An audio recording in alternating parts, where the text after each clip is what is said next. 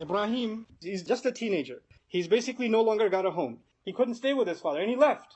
And with that in mind, you have to understand his dua. الَّذِي خَلَقَنِي. He's the one who made me, not these idols.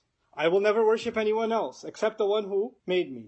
And now that I don't have a place to go, there's no hotel to stay in, there's no other home, the only one who can tell me where to go and how to live my life now is who? Allah. فَهُوَ يَهْدِينِ. He's the one who's going to guide me. It's not just in the spiritual sense, but literally right now, where is he going to go?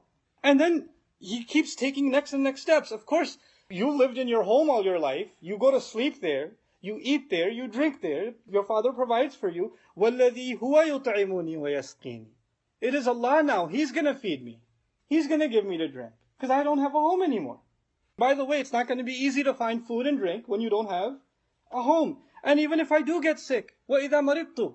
And when I get sick, when I can't find food, when I can't find shelter, when I've been in the sun all day, traveling on a bare foot, not knowing where to go, even if Allah puts me through some difficulty and I get sick, that's okay. فَهُوَ يَشْفِينِ. He's the one that's going to heal me anyway. He's the one that's going to cure me. It changes the flavor of that dua completely, you understand? He's not just casually sitting back and saying, Allah heals me. Or Allah gives me food, Allah gives me drink. He's saying this when he's about to starve. He's saying this when he's about to get sick. He's saying this when he has no idea where to go.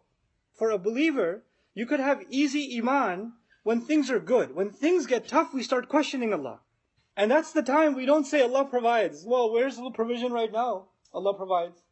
When somebody gets sick, where's the healing now? It's at the worst moment of his material life that he's saying the most beautiful things about how Allah provides. It's incredible. So he says then, let's just say that I'm abandoned and I'm left and I couldn't find food and I got sick and I died. Well, who gives death? وَالَّذِي يُمِيتُنِي. He's the one who's going to give me death anyway. If it comes sooner or later, that's not a problem. ثُمَّ يُحْيِينِ. Then he'll bring me back to life. It's not like that's the end of my existence.